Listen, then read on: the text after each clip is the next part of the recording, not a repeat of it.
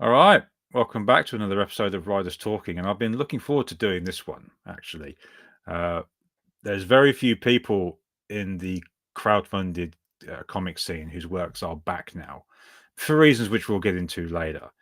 Time is of one, money is another, but there's also, well, like I said, we'll get into that later. But the gentleman behind these three books so far is here today, and I'm so thrilled he is. He is the creator and writer of the Mythicals comic series, the one and only Mr. Hojo himself. Hey, what's going on, Justin? All right, mate. And one of the coolest backgrounds I've seen yet in the stream. I love what you got going Well, on behind you. I worked hard on that. Yeah, man, that is excellent. How have you been anyway? It's been a long time since we spoke last. Yeah, good. And like in real time, it's probably been like a couple months or a year, but in digital time, it feels like three. You Yeah. know. For those who don't know or never saw it, Hojo joined me, Aria, Dave, and Rob when we were doing the bargain bin a little while ago. Obviously, that show came to an end, and I'm doing one on my own. And I'm so grateful that you're here for this. Yeah, man. Thanks for having me. So, obviously, you see, I'm a backer of the Mythicals. Love the series, but I wanted to go back to the beginning. So, who was Hojo before he became the writer? What was your start, if you will? I mean, modest beginnings, I guess. Like comic fan. The Mythicals came about 20 years ago now. Mm. What would be that? I was in the army, just had a random thought on a patrol. I was like, what if it were monsters doing this instead of us? But not just monsters, like different monsters from across all different mythologies. And I started. You got time when you're deployed. Uh, Time to think. No time to drink. But so, one day I'm like scribbling something and I had a comic sitting there and a guy walked by. I was like, oh, dude, I love comics. And then we got to talking and he could draw and we got a little something together. The villain from the first two books, it was just a nightmare one day when Mm-hmm. we were over there. And, I think that's how good stories start, something that scares you. Well, if it scares me, I'm going to scare everybody else. Mm. And How, so, how long go were ahead. you deployed for, just out of curiosity? I mean, a grand total probably like 2.5 years, Mm. like three different deployments. And so we got back, and this is right around 2005. So you had, I guess, Marvel did maybe some submissions, but that wasn't feasible. He said he knew. He's like, "Have you ever heard of CrossGen?" I was like, "Yeah, of course, man. I was just reading some of their stuff before we got deployed this last time." He's like, "I know somebody down in Tampa that could get us like at least move us to the line of stack of stuff that they'll look at. I know for a fact they'll look at it." I was like, "Oh, you're Mm. cool." We got everything together, and we had like maybe 8-9 pages done, not lettered yet because neither one of us could even attempt to do that over there. And so we had a nice pitch packet put together, and we got back. They were out of business. They'd gone bankrupt. Oh. Fortuitous, because that guy couldn't handle money. Um, Mm. so he's like, "You want to do this? You want to go to Image?" I was like, dude, I'm 25 years old. I got things to do." Then a wife happens, Yeah. and life happens. You see the mainstream comic book industry take a, let's just say, a severe left turn. Yeah. Um, and then I'm one of those people, like, I'll complain about it, but like eventually I'll do something about it. Like, it Yes. was the military. Like, I joined because I want to do something. I signed up for the army the day after 9/11. Right, Mm-hmm. I dropped everything, went down to the recruit station. Was like, I want to do this. They're like, oh, okay. It's like they were giving away free money down there. There were so many people down there, but that patriotism lasted. They had a 90-day warranty, Mm. like nationwide, worldwide, I think. But so we get back, and I'm like, nah, dude, I'm good. So I see all this happening, and I'm like, I can't read this anymore. I'm done. I had already had event fatigue from like right after the secret invasion thing. I'm like, you're gonna have Yeah. to make me buy all these books to get the whole. Nah, dude. And you didn't do the one thing I wanted you to do, which is bring back the real Hank McCoy, not the lion weird goat legged thing they had. I love Grant Morrison, but that hurt. So all right. So I was on looking at sports or something on Twitter, And I Mhm. see Joe Sontag, you know who that is? He has a book called Reaper Destroyer. It Yes, was pretty, yes. yeah, it made a lot of money. Yeah, it was about to launch. It was a Shelby Robertson cover, I think. Yeah, I know what you're talking And about. I was like, "Oh, dude, that looks what? Who's making this? What is this?" Hmm. And it wasn't anybody. It was Joe. It was just Joe. And I clicked on that and I looked at some comments, and then I just opened it up and it was like the whole Comicsgate thing. And then this is before Eric July had done his thing, and it was either you were left or right. There was no in between. Yeah. So I was like, all right, well, these guys are doing it themselves. Like the politics, yeah, dude. I try to stay apolitical. Yeah, well, that's a we'll discuss that part of the whole thing towards the Yeah, end. yeah. But I'm curious, um, who or what were your influences before you started doing the whole comic writing gig? Oh, because I knew that I was like, well, I can't draw at that level. That's not going to Mm. happen. But I do know how to tell a story because I had been a closeted writer. Like I took some creative writing courses, mainly because a girl was there. But I stuck around, and I was like, I can't do this because I was an only child. I read a lot, and then I would write like my little thing when I would write sequels to bad movies or to Mm. books. But I didn't know it. I was training myself to be a storyteller, right? And so I got this. I was like, what? Let's just bring this idea back. Let's do Mm. this. Let's see. Or well, now I actually have to write it. And then I look Yeah. back at the stuff that I'd written back then, and I'm like, ooh, no, no, no, no, no, that's not good. Because I read a lot of comics between now and then. And Mm. so then I started to study the craft, like who are my favorite authors, like or comic writers. He just died, Peter David. He's number one for me. May you rest in peace. Yeah, uh, Mm. it's a whole stream on what they did to him. But Yes. him, John Byrne. I started looking at people who could actually tell stories. Like Image was great for the art. It was a great art era. A lot of Mm. people say that Image it was a revolution. Some people say it was a devolution. But it did make when I would think of comics, I'm in my early 40s. Image happened when I was 10.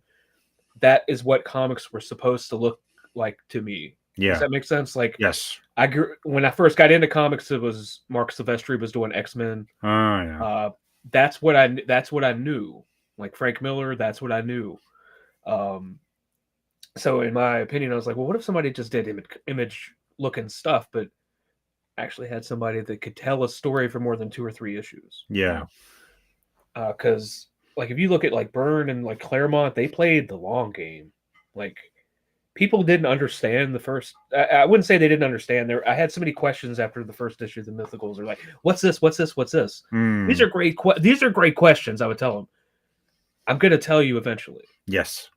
Like I can't give you a wall a 2-page splash with a border of text around all of it.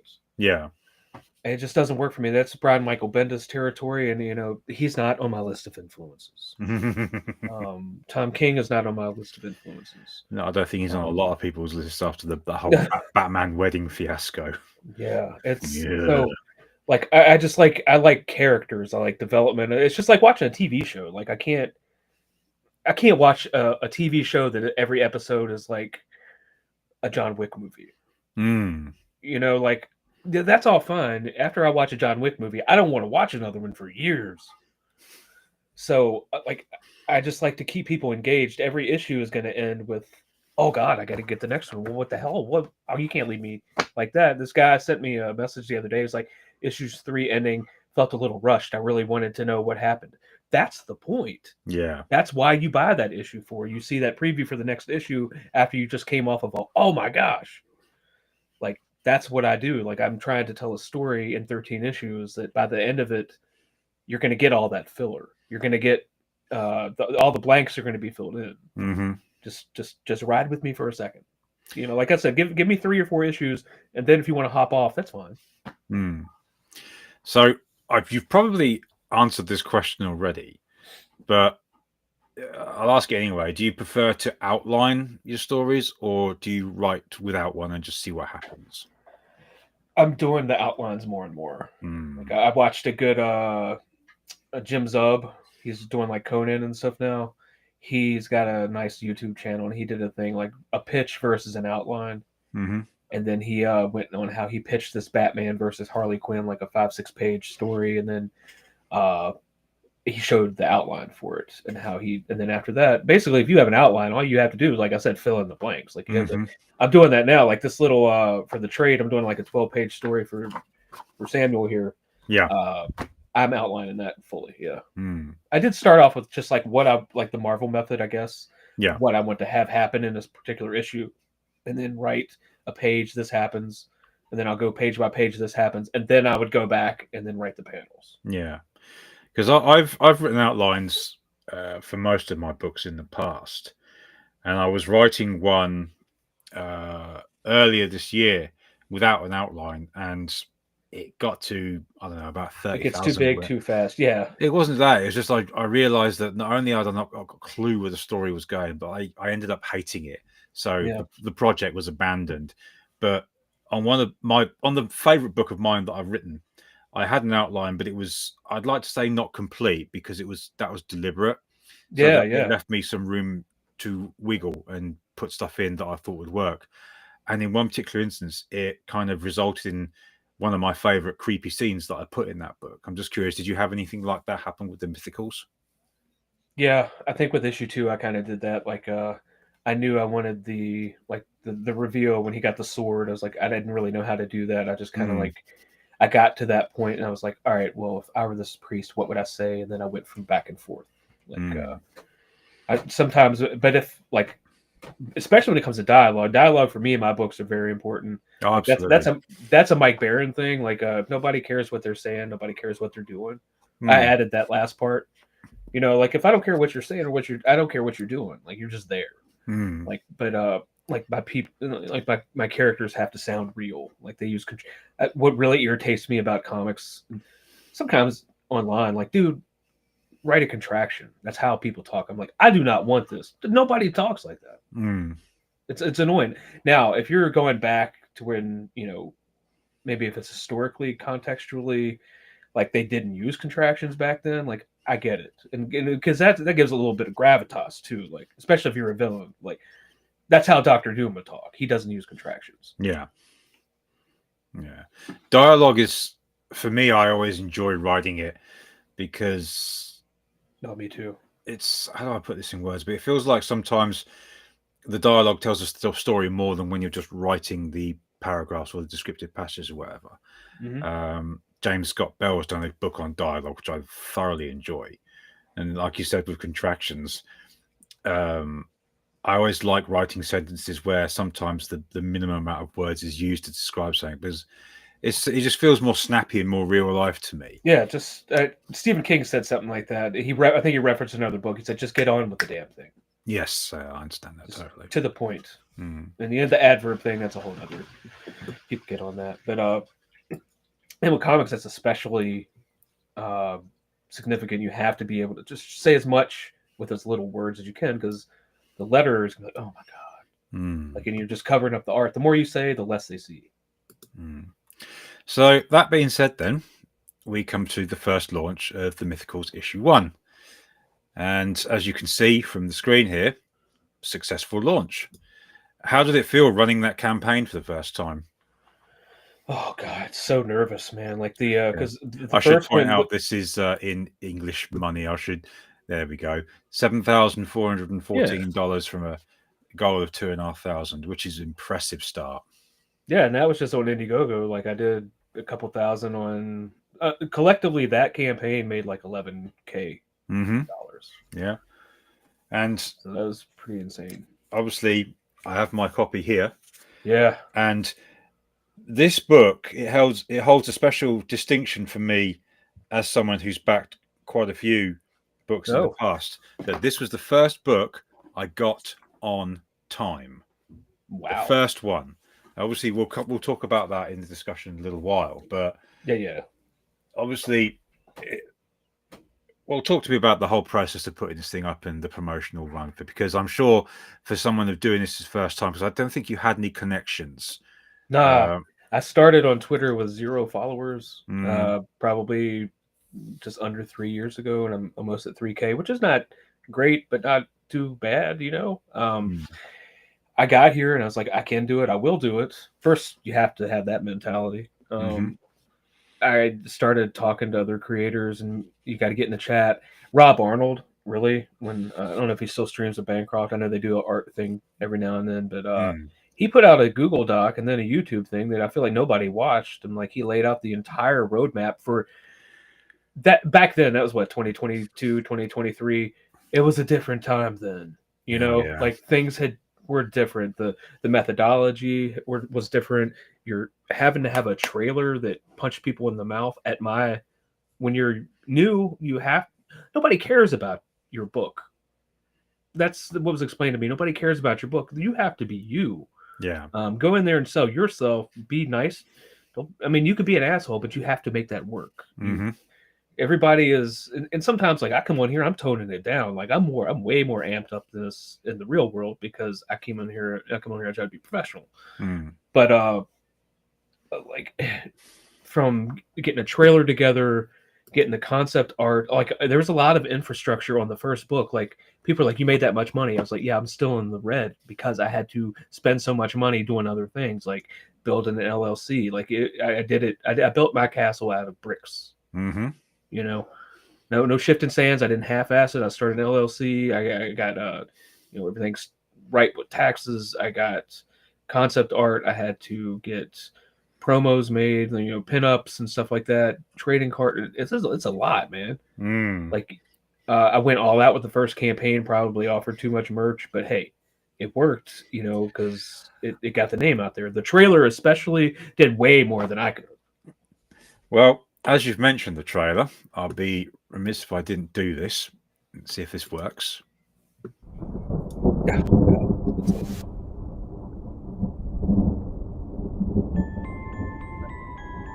For this, but we'll soon see, I guess.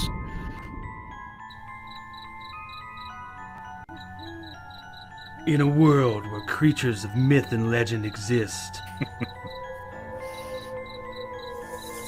a covert task force is charged with keeping humanity safe from supernatural threats. And when young Nancy Moon stumbles into the eternal battle between good and evil, she finds...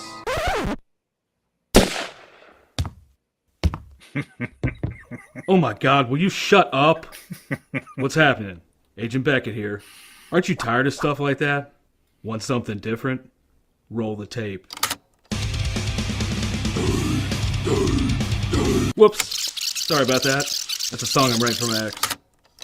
Okay, here we go. Yeah, that's more like it. Alrighty. Welcome to the world of the mythicals. We have it all. Monsters. Magic. Government agents. He's the strong silent type. This guy. Ugh, gross, dude. Get some kind of cream or something. Lots of 90s style action. Pew pew pew. And that strong female lead alluded to earlier. Not to mention a dashing field commander with a great sense of fashion. Look at those glasses. South River Studios presents The Mythicals, Issue 1. Buy it, if you dare. Ugh. Will you can it already? How'd you get free? Now beat it before I lose my cool. So what are you waiting for? Back it today. Like right now. Back the Mythicals today. So, how do you feel seeing that again after? That's so a blast. It feels like it's so long ago. Like I was like, oh man, that's good stuff. Wife. I Yeah, remember man. when we played that on the episode The Bargain Bin when you appeared, because I remember that and I thought, I'm sold. I'm back in this. Yeah, it worked. Yeah. How But did now it's like how did that trailer come about, man? Because that's still great even now. it's like I was doing research, right? Yeah. And I saw all these trailers, and I wasn't even like I would go to the point where I wouldn't look at like somebody that makes six figures. I didn't look at their trailer because they can afford the production value. Yeah. I was going through mid-level people doing it like with shoestring budgets. Like what are they doing? It was always in a world where I'm like, dude, I listened to 10 straight and I just looked up. I was like, oh my God, will you shut up? Mm. That's how it started. I was like, I knew Pedro Ang. He does animation, and I said, could you do like maybe a little 30-second spot of just, I gave him the concept. He didn't understand because I only gave him part of the trailer. I didn't want him to know everything. Mm-hmm. I feel like I kept it fresh. And then once he saw the final product, he was like, "Oh my god, that's hilarious!" I was Yeah. like, I know. It's brilliant, and like I said, it sold me. But I think one of the things that I always remember about that trailer was the fact that how do I put this? Because you could see the guy had a budget to work with, and he was still able to knock it out of the park. I appreciate that more. Yeah, because you can at least tell that they're trying. yeah. And if Because someone's even in putting in the the effort, yeah, that's me sold. yeah, even in the beginning of it, when you see like this stuff flying, he even made it look like a cheesy video game. Yeah, I was like, I make thought, people think that this is not looking to look. They're like, oh my god! And then when he hops down and shoves the screen down and Deadpool's the whole trailer, oh man, it just works. yeah, It's a little long. It's a little long. I admit that, but oh my god, it's funny. That's like a good trailer. That's an actual trailer from like the 90s or something. oh god, yeah, it brings me back to my childhood. And again, it was another Yeah. reason why, as soon as I saw that, I went, I'm sold.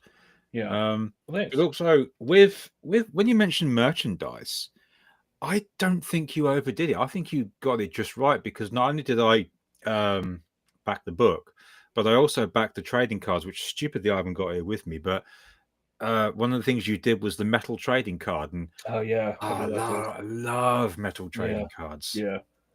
I never had any when I was a kid, so I'm like, I'm gonna make them for other people. Some for myself. So, how did it feel to get that first book out the door after it was finished? Because surely you must have. I mean, I assume did you have a studio to work with, or was it all out of your own home? No, this is I'm in a basement right now, and then there's it's kind of like a half basement. I'm looking out a window, so it's not underground. So, and then if you go that way, there's like my little shipping office. So was it a case of you had all these books crammed up in your house to get out the door, and your wife going, "Will you please get me some space back?" No, I got a room down there. That's where like once we moved into a house together, suddenly all the stuff that was in my apartment got crammed into one room. So if you go downstairs, there's nothing from like it's nothing. It's like a bunch of Pink Floyd posters and Beatles stuff, and it's all my God stuff, like my sports shrine and my trophies and everything. It's all down there in that room, and so that's where the video game systems are. Excellent. So that's where I would go in there. I just take a big long folding table, plop it right in the middle, cut the TV on, and sit there and pack up books. I enjoy that. Like people say, fulfillment is terrible, but I felt like the first launch night, like I didn't fund. I think I funded right away, but it was only $500 goal, and like I got over $1,000. I felt like I didn't hit a home run, but I did hit a nice double, if you want to put it in sports terms. And then after that, it just kept getting bigger, and people kept. I was like, oh, I'm gonna really have to up my orders, like my quantity on what I get, and just getting out the door when you're like, you get this, now you got to go get vendors for the patches for all that. It was a lot. And then it's all finally at your house, and you're looking at it, you're like, I got to send these out to these people. It's overwhelming. And I just felt this tremendous sense of like responsibility, and like I don't want to let people down. Like I don't mind disappointing myself. I don't like disappointing others. Like if you're gonna give me money, like I owe it to you to get this to you. And if I mess it up, I'm gonna try to fix it. And if I don't send you something, you don't have to pay shipping to get what I owed you. I'll eat it. It's just customer service, man. Like that's what a small business should hang their hat on. Like yes, like if you don't have a product and you're not selling millions, you're one thing that you should be stellar on is customer support, customer service, like customer interaction. Like they pay you, they make the ship go. Like that's the coal that goes in the fire. Without that, you're not going anywhere. And you can sit on the ocean and bitch all you want, but you don't have any coal left because they're gone. Yeah, I've noticed again that there are those out there whose customer service is terrible. Yeah. I mean, they take it as an insult that they messed up. Yeah, they don't want to own it. Well, there's one book that I backed, and I'll spare the drama and not name the individual. Yeah. But I backed their book, and it's now almost 3 years late. And I was critical of this on Twitter because one of the stances I've taken is that I can't stand late books anymore. And if I back something that's late, I'm going to go on about it.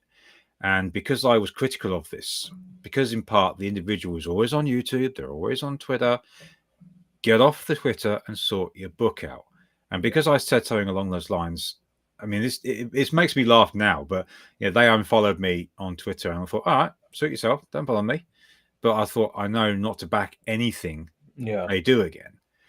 And again, that was why I appreciate so much that issue 1 was on time. It was the first one, and you completely surprised me.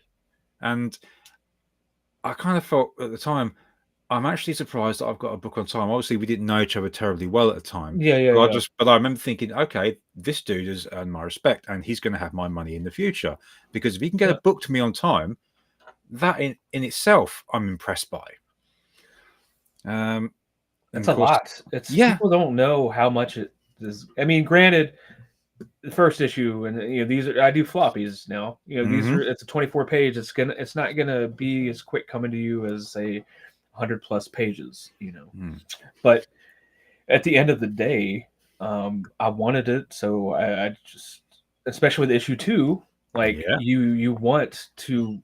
Issue 2s do not do normally as well, like statistically. Like everybody talks about this Youngblood book, like Youngblood, like now he's back doing Youngblood. Rob is. Yeah. I remember Youngblood 1. I could probably almost draw that cover just from memory. How many times I've seen it? It won't look good, but I know what it looks like. I cannot tell you what issue 2 looks like, or is even about. I can barely tell you what the first Youngblood's about. But now, obviously, I did it. Yeah. But now we've got issue 2, the Mythicals, $500 goal, and you raised just over 10 grand. If you combine Kickstarter and Indiegogo, which we'll get to that in a second, that was over 14. It's over 14 grand. And I don't do it justice here by showing it like this. But hold on, I can. I have it right here. Yeah, I'll flip it open for you. It's a wraparound cover. Yeah, there you go. Absolutely beautiful. And stunning. We talk about merch before we go into the book, but one of the things I've got, and it's here on my desk, is this little guy. Oh yeah. It's kind of one of my little things that I've got that I decorate on my desk with. I've got a few things up here, but this thing is kind of like it sits and watches me in judgment, as if to go, "Why aren't you writing?" And I know exactly what you mean. I have him right here behind the computer. It's like, and he's like, "Where's my book? Where's my book?" Yeah, I mean, I've got a few figurines and all that at the top of my desk, that one I get a chuckle whenever I look at the expression on the cat's face. I call that a typical cat expression, because cats look at you like, "What are you doing near me?" Whatever you're doing it wrong. Yeah. So tell me about the launch of issue 2, because I'm guessing there was some pressure there to not only continue to tell what you thought was a good story, but to deliver on the customer service that you'd gone through with the first one. And I imagine, there was a little bit of pressure there, perhaps. Yeah, and I kind of increased the page count, mainly because I kind of wrote myself. I kind of listen to people, like when customers talk like, "Oh, the Inquisitor, like I love him. He's a real villain." I was like, "All right, well, I guess I'm just gonna have to extend the scene." And I thought of something. I was like, "All right, I got an extra 2 pages I can do with him." And so I did that, and like we changed artists. The art quality went up, and then that's why originally issue 1 and 2 was supposed to be one thick graphic novel. I knew right away I couldn't. Yeah. In hindsight, I probably could have done it because I could have made that much money, at that time. But I didn't know. I was hedging my bets. Like issue 2, it's very apprehensive because I did so well with issue 1. I could go ahead before I was done with fulfillment, or even starting fulfillment with issue 1, to go ahead and start issue 2, because I came back to back quick. Yes. People were like, "Oh my God, what do you mean you have another book?" I'm like, "Yeah, yeah, right here." Because also, as I recall, you had to kind of deliver on the twist ending of the first Yeah, book, which, yeah, of course, I yeah. won't spoil, but Yeah, and it is a twist. In so, issue 3, if you read issue 1, you definitely get some closure there. oh, absolutely. And so, like, going in with issue 2, it's like, all right, there are a lot of people saying, "Oh yeah, you did issue." Everybody does it with issue 1. You're entertained on streams. Holler at me when you do something with issue 2. I was like, okay, this one's better. I'm Mhm. better. Everything about this is better. I'm quicker. We had a little bit of a delay because it turns out the artist was working for Todd McFarlane in secret doing Superman stuff, and so Oh, we were still on time, like as far as my delivery date. But it could have been out there faster. mm. So, and then that one did really well. Issue 2 was like, I look at it as like the band. You're British. Yeah. Uh, Oasis, like that first Mm. that first one was good. Like it had Supersonic on it and stuff like Yeah, that. yeah, But issue 2 was What's yeah. the Story, Morning Glory, and that's when everybody was like, "Oh my god, this is great!" Yeah, And that's what I felt like this one was. Like we hit I feel like I hit a home run with issue 2. That was the one that just solidified, especially as far as like proof of concept. yeah. Like because issue 2's story, like in issue 3, once we roll into it, like the proof of concept is here. Like this is it. I don't like to use the word success because I don't like anyone else to define that for you. Like I feel like you should define your own success, and success for me would have been to just like, I guess, to have been out there more. There's always avenues you feel like you should have gone to and explored and tried to get on certain streams, and now those streams aren't around. But when we got to issue 3, that was like we had to change artists. I was super scared, and then we this issue is probably the best out of the 3, I think, as far as writing wise. Yeah, it's good. It flows better. There are a lot of like payoffs from issue 1, even from issue 2, because like issue 2, you got to go get the werewolf out of retirement. Obviously, he doesn't want to be back at work. In issue 3, he's back at work, and just so happens a guy that he doesn't like a lot is going to be his new buddy, his partner or whatever, and that's not going to work for him. Yeah, but also in amongst all this, you've got a real fish out of water scenario with Nancy going. Yeah, because she doesn't know. She's like, "Oh, well, I have powers, but I don't know what they're doing, or these people just expect." It's the government. They just expect you to learn on the job, and their training programs aren't the greatest. And that's where Samuel comes in, and he doesn't want to be involved in any of this. Like, he just wants to sit in the library and read, or listen to a documentary or something. He's good.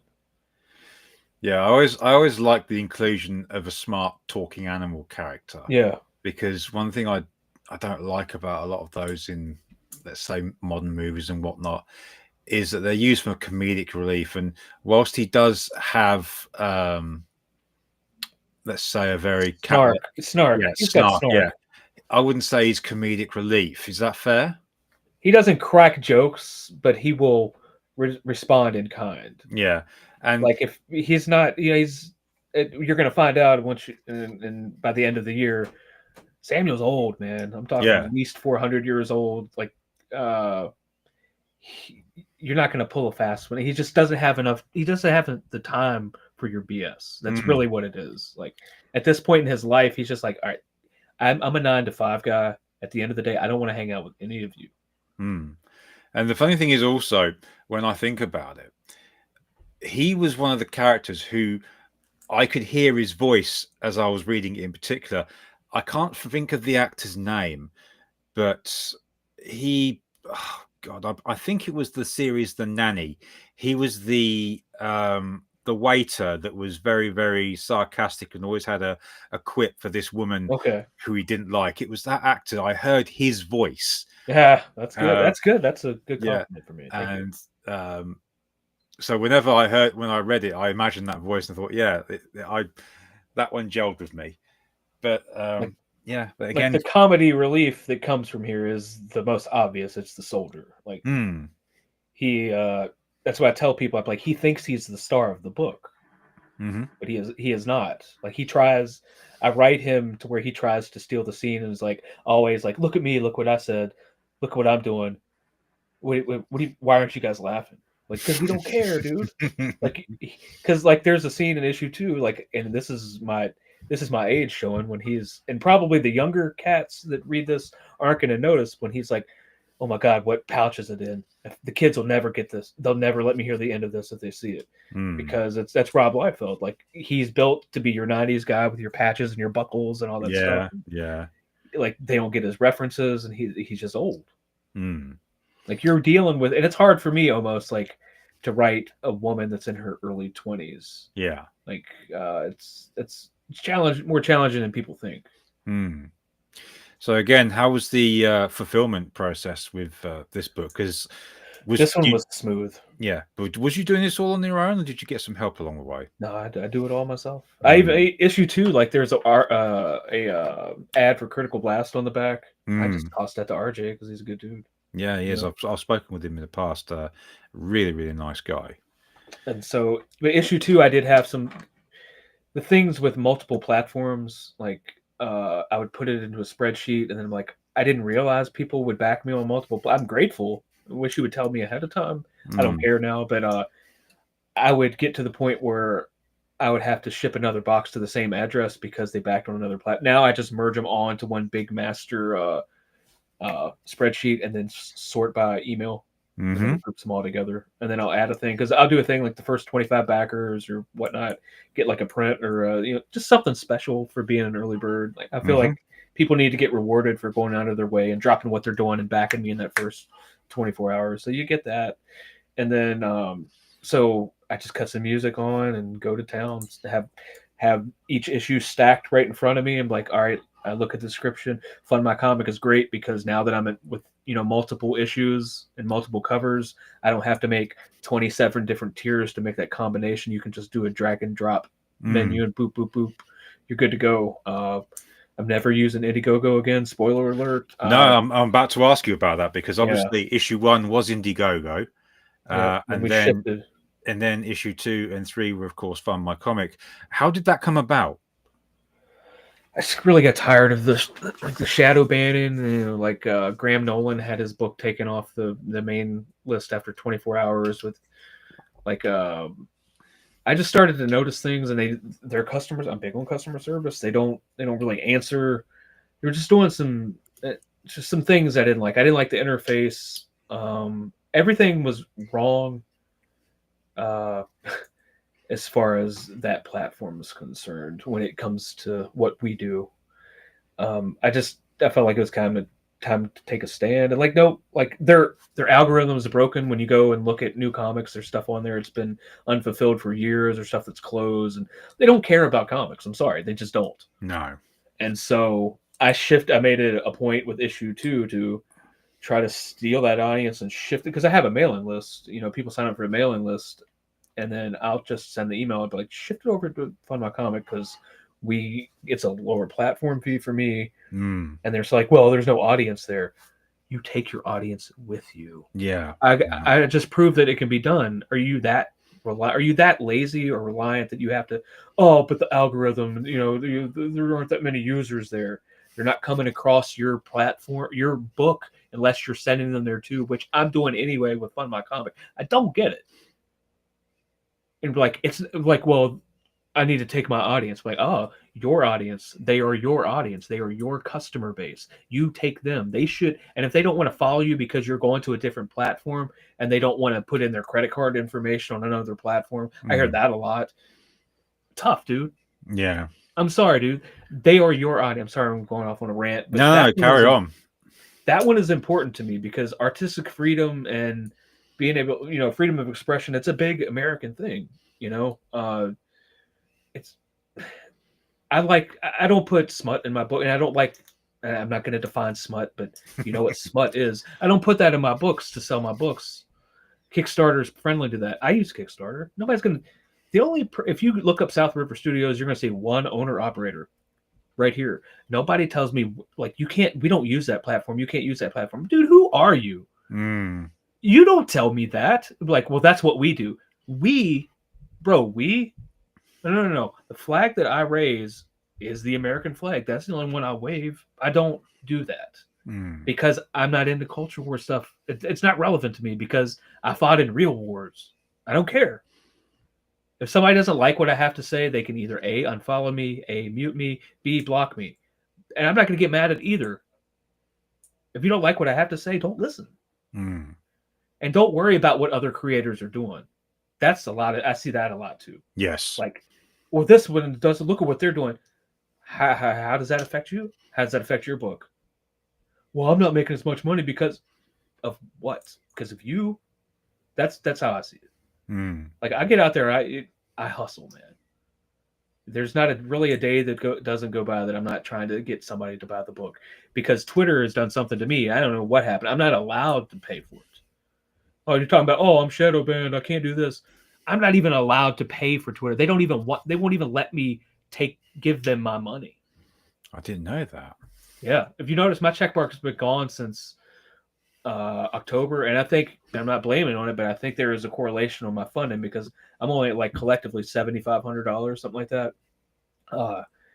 I can't get any traction on posts just because they can't see them because the visibility is just throttled. But it is what it is. I don't complain about it. I've asked Elon Musk, the premium account. They just give me a BS. Elon Musk don't answer. But the premium account just says, "Oh, somehow you violated a rule." Which rule? We can't tell you at this time. Someone must have reported me for doing something. Like, is it because I'm sharing links? I'm not the only one sharing links. Yeah. And so it's really pissed me off. Like, to just every day, just to the point where I'm just like, dude, what the F, man? What did I do? Because I remember when the crowdfunding thing started to get going, and apparently a lot of the Comicsgate campaigns weren't being allowed on Kickstarter because I believe there was someone in the organization who's no longer there that was putting a stop to that. And after the surge, it goes back to like Zach and Mark yeah, and all that. Yeah, it's stemming from all that. And someone worked it out that at the time, because of the amount of projects that had been funded on Indiegogo, Kickstarter had lost out on something like $1.2 million worth of profit. Yeah. That's gotta hurt. At this point, they don't care now. No. But anyway, Kickstarter's got the skybound people to hold them up. But now we've got issue 3. Noticeably, it takes a little less than issue 2. But is that, do you think, in part to the throttling that you went through? I mean, I don't want to say. Also, I should add on to that the issues that people now have with crowdfunded comics and the crap surrounding them, which we'll get into later. Yeah, they don't. I like to think so because there are certain. I used to be able to say say something silly, and it would get like, I don't know, 1,000 views. Now it's like 120, 130. At least that many views. I don't care if you like it, but it's the views I really care about because I've noticed a significant drop off. But like, I'll make a post, like something like a promotional post would used to get like easily 500. It's like under 100 now. So, but it is. But I think a lot of people have soured on crowdfunding for multiple reasons. I think a disposable income is not there. It has been disposed of. Yeah. People aren't sitting around. People have jobs again now. The culture war thing of the crying, the SJWs, people aren't really listening anymore. Like, oh, buy my book. It's not woke, man, dude. That's not gonna get me at all. This isn't 2019. I think woke was really a phase that's coming to an end. Yeah, I'd like to think. I think it's coming to an end, like as far as the general population, but those at the top and the ones pushing it, they're just gonna push it even harder. Yeah, but one thing I've noticed is I think a lot of these people don't live in the real world. No. So out of touch. Yeah, and I think this has started. Well, it's been shown for a little while now with the profits of certain Hollywood movies that are coming out. Because I've noticed. Oh yeah, I've noticed that if people even get a little whiff of the whole wokeness in this film that's been advertised to them, they won't see it. And regarding crowdfunding comics, because I discussed it with Asia Friendly as well, because she did the Charlie's London books. Between issues 1 and 2, there was a difference of about, I think, 12 grand in funding. Now, obviously, it's Oh, a little wow. less with but again, as I said to her, I don't think it is because of the It was a perceived big quality. gap between the two books, right? Yes, but I think, like I said to her, I don't think it's perceived because of the lateness issue. Because I think her book was mildly late. Yeah. But I think it was to do with the fact that, again, perceived issues around crowdfunded comics, and the fact that, again, we'll get into it shortly.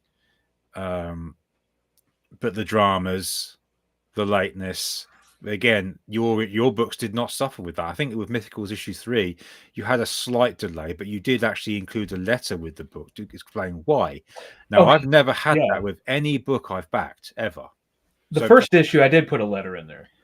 hmm, Yeah, the issue 2, the only reason I was missing a letter, and I think I put it in the letters because I found a typo at the last minute, and I already printed out 200 copies, and I was like, I can't send these out.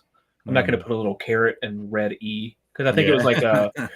I think it was like the word wasn't misspelled. It was just like the wrong spelling of the word. I can't remember what it was, but I was so mad.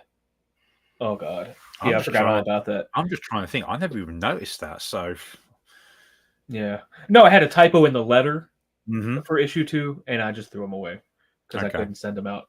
But there was a typo in issue 3, so if I you don't find remember. it, I don't remember yeah, it's seeing on one that. of the last pages. And this was the campaign. Like I was kind of immune from everything. Like I didn't have that happen. This didn't happen. I didn't have a delay. Somebody didn't ghost me.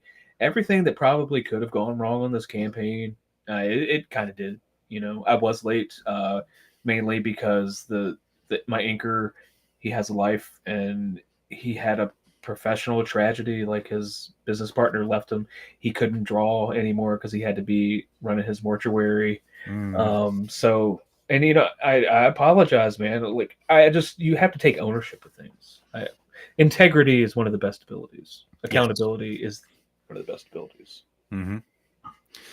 So we'll get into the modern crowdfunded scene then, because my stance now, with I'm going to say about 96% of the creators and the books out there, I will not back anymore because of the drama, the lateness, and the awful customer service that a lot of them have shown. And I'll go through a couple of examples with you. I've got them teed up here. The first one was one that I'm so glad that I didn't back, and that is, of course, Black Flag. Fraggle's book, yeah. Now this guy's taken $227,000 from a goal of $5,000, and as you can see, if you scroll down to the perk, should have been September 2021 for this book.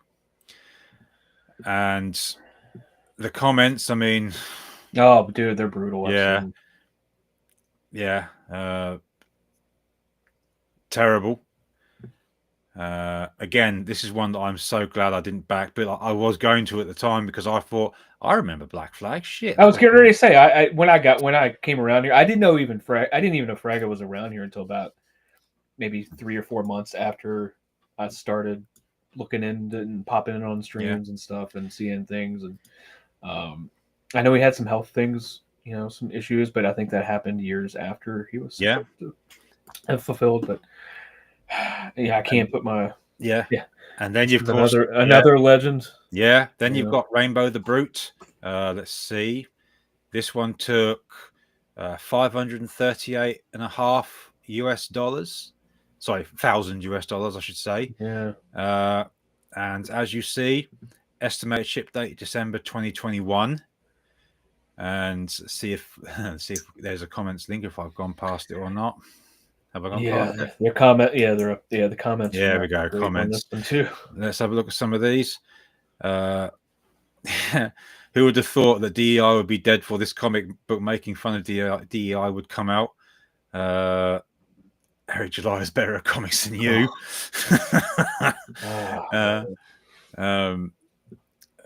Again, this is a guy that wouldn't get off YouTube, wouldn't get off social media, and I think scope creep has got in there as well with the amount of projects he's got going on, because I was a backer of Cyberfrog issue 1, which was 3 years late. Cyberfrog 2 was, I think, 4 years late, and you can't see it, but it's actually over there Sent out in Red the box. Extermination, I think. Yeah, it's in the box that it came in. I never bothered to read issue 2. Did you say issue 3's come out? I think, was it Red Extermination? He's sending out something now. I saw people were getting something. And then finally, I'll name this example because this is one that I did back, and I'm pretty pissed about this. So, 13. I've never even heard of this one. Yeah, I wish I hadn't. 13.5 grand from a $6,000 goal, and it was due, let's see, February 2021. Now the comments here are just as entertaining. In fact, at least he answers them, but he reckons it's going to be June. Well, we're in June now, and I don't see shit. And if you scroll down far enough, there's me asking for refund for the second time, of which he said no. It's become, I think the waters have been well and truly muddied with this stuff now. And you add on top of that, someone like Eric July coming out with a very successful comic book company, I think. And he's fulfilling books in a very timely manner. I mean, for example, I backed Yaira because I thought, I want to see if this is any good. I got it 4 months later and I couldn't believe it. And instead of people cheering this guy on, it's been the crabs in the bucket mentality of them trying to tear him down. And all the names that I've seen going after him, I've looked at each of these and gone, well, your book's this many years late. Same with you, same with you, same with you. Who are you to have a go at this guy when you can't even get yours out in a timely manner? And I think also, as I said earlier, that these delays and bad customer service have changed the waters for people like yourself who don't get involved in the culture wars, as they are known. But it does trickle down to people. Yeah, but unfortunately, but it trickles down in the sense that people will have late books and they'll look and go, well, I don't want to back something else and have that become years late, therefore tainting you with what happened to other people. Yeah. Obviously, I said about what happened with Asia Friendly's Charlie's London. How do you find the whole thing? Because obviously, I think it's yesterday, at the time of recording this stream, the author John Douglas, for saying that he's a fan of Eric July, I believe, had his YouTube channel taken down completely by what seems to have been a mass flagging campaign. It's the tribalistic nature. I wasn't really prepared for all that when I got here. Like humans are tribal by nature. They are. Like you want to belong to something. You want to be part of a cause. That's why college students, like they always flock. You ever see that movie PCU? I'm going somewhere with this one. Like everybody wants to belong to something or have a cause. He's like, these people are the cause heads. In 2 weeks, he said they're really passionate about veganism. Yeah. For about a week. And they stick with it and they move to something else. And like people just want to belong to something and they don't want their side to be wrong or lose. And I try to gloss over it and look over it. And I'm like, oh, these people are just, intellectually, I wouldn't say deficient, but they're holding themselves back. Like I try not to pay too much attention to it unless it does personally involve me. I know that sounds narcissistic, but I have my own business to worry about. I have my own promotional things to worry about. I have my own customers to worry about who are customers. Believe it or not, I have customers that are on both sides of this. People that back Eric July back me because they hate Comicsgate. People on Comicsgate back me because they hate Eric July. I don't care what you do, just buy the book. I don't want that to sound as an opportunist. I'm not an opportunist. I'm pragmatic. Yes. There is a lot of pragmatism. There isn't a lot of pragmatism in this area. I see it. I see it with a lot of independent creators I'm starting to become aware of that they're not really. There really are independents because the way I see it now, it's like if you're CG or you're RIPA team, any of that, it's like, does that sound familiar? If you're an American, you're either this or you're that. You're either for this party or that party. If you're in the middle, you're one of those weirdos that thinks the Green Party is gonna free marijuana and peanut oil in the cars. That's gonna be the future. they look at you like something's weird. No, nothing's weird about me. I don't care. Like, do what you want to do. That's fine. And sometimes my name gets thrown in a lot. Like, I get tagged on things like, well, this person's doing that. Like, that's cool, man. You don't have to bring me up as an example to try to go after someone else. Yeah. Like, I don't like, the one thing I don't tolerate is trying to use me as a proxy to attack someone else. Don't do that, because it's not going to work out well for you. Because even if your intentions are great, I don't like it, and I will tell you that I don't like it. I am I would say I'm very opinionated, or I'm a loudmouth, but I do speak my mind quite often. A lot of this, like, I don't care. I don't have any problems with Ethan. I've been on Ethan's show once, made some money, was very grateful. Eric July retweeted my stuff about 2 years ago, made me about $400 with one tweet. Nice. Which is good for someone like me, because, as he would say, game recognizes game. But like, I try to handle myself as a professional, because, you know, I kind of hold out that maybe one day something I do right will get to a level to where a lot of people are going to take notice and be like, this is good. That's all I want to do, is for people to just tell me my shit's good. That's narcissistic. Do I need that kind of acceptance, that kind of validation? Of course I do. Every writer needs that validation, and you're not. And people are like, well, people don't read your stuff or react well to it, you shouldn't write anymore. You should just keep going and write for yourself. Unsuccessful people say that. Yeah. I mean, I've also just been disgusted by some of the things that have been said and done towards people, particularly working for July, because obviously some of them don't deserve that. No. I mean, for example, what's been said and done to July is a stream worthy itself. But one of the things that caught my attention was when someone dug up a tweet the Soska sisters had said about, I don't know, 6-7 years ago, I think it was, but that's about LGBT or something. Yeah, something like that. Disability Day. I think it was something to do with the trans issue. I think, and they dug it up and was like, well, July, this is what your stuff said. What do you support this? And I'm thinking, come on, for crying out loud. People can't change in 6 years. Yeah, that's sort of thing the other side, quote unquote, does. Yes. Why are you doing that? That's like bringing up the president doing something 25 years ago. Because the right always says, like, well, that was like back in the 80s. Okay, this is the same principle, just in a smaller, condensed time frame. Like, people can change. My thoughts on a lot of things, and a lot of people have changed over the past 3 years. Like, I came in, it's like they gave you a list, like, you're supposed to hate these people, you're supposed to shun these people. Well, why? Because they said some things and did some things to people that were, but they didn't say it to me. Yeah. Like, why did they say it to them? It doesn't matter. Like, it certainly does matter. Context matters. Yes, absolutely. And if I don't have the full story, and if I just hear people say, well, in a back room he said this, and well, they just said this, I'm like, okay, yeah, dude, I don't care. That's like writing a note on the stall in the bathroom, like, Jenny sucks dick. you know what I'm saying? I'm sorry, excuse my language. Like, okay. But when someone gets in there, like, oh God, who's Jenny? Yeah. I don't care. I just try to handle my business.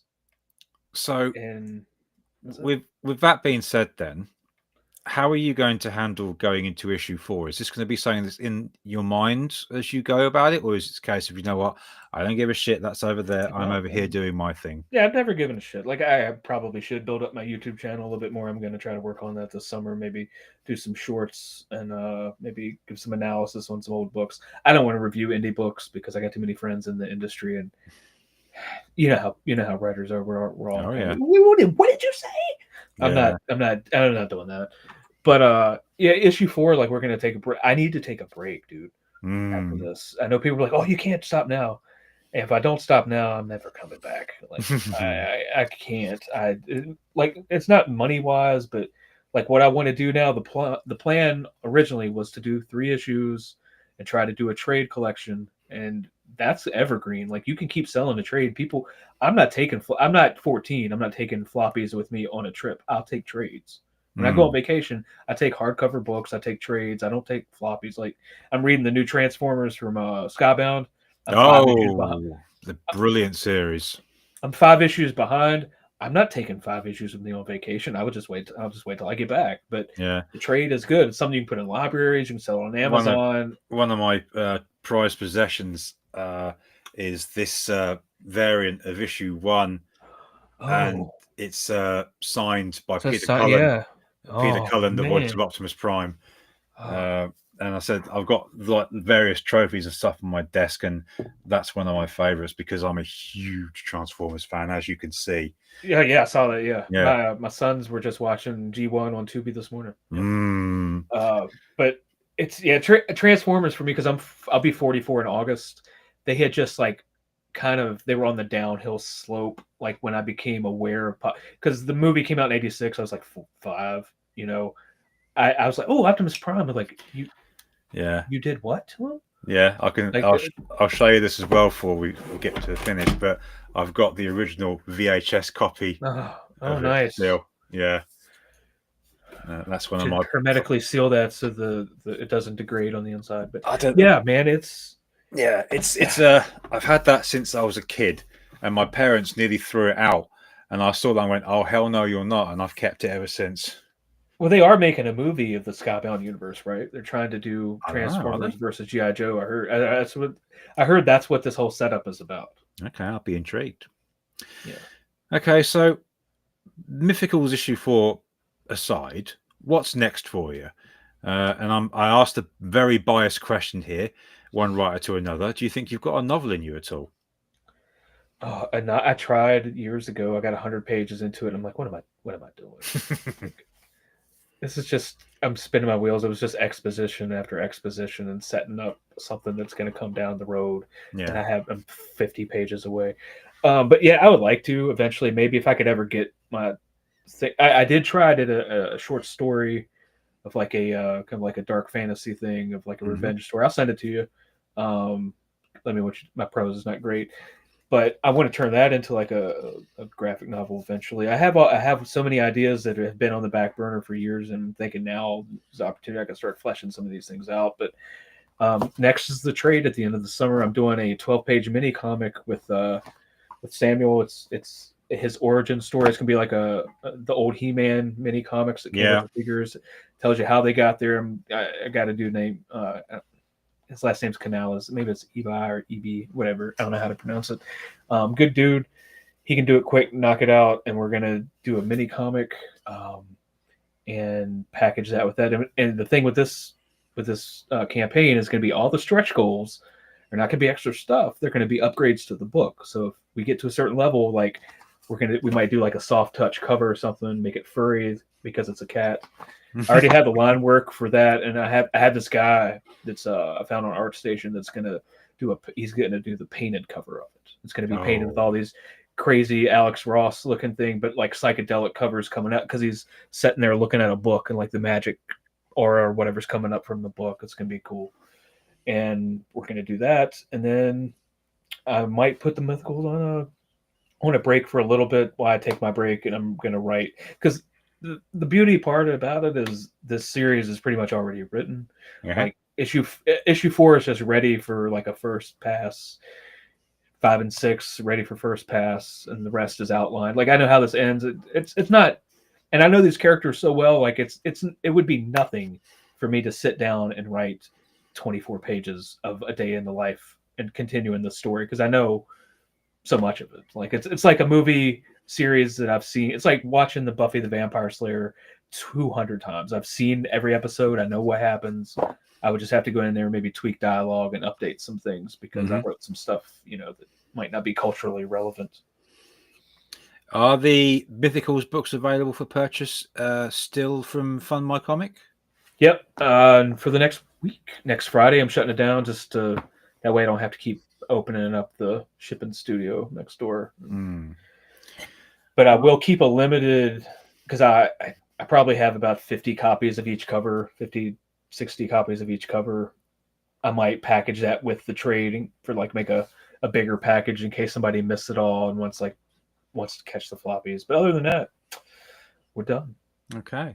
So I'll finish with my usual little tribute to the late Inside the Actors Studio and, of course, James Lipton, who has sadly departed this world, the famous Pivo questionnaire. Hojo, what's your favourite word? Retard. I'm sorry, man. I've been saying it so much. Oh, God. What's your least favorite word? Right. What turns you on? What gets you going, excited? A good story. What turns you off? A bad story. What's your favorite curse word? Shit. What sound or noise do you like? I don't know, a thinking sound.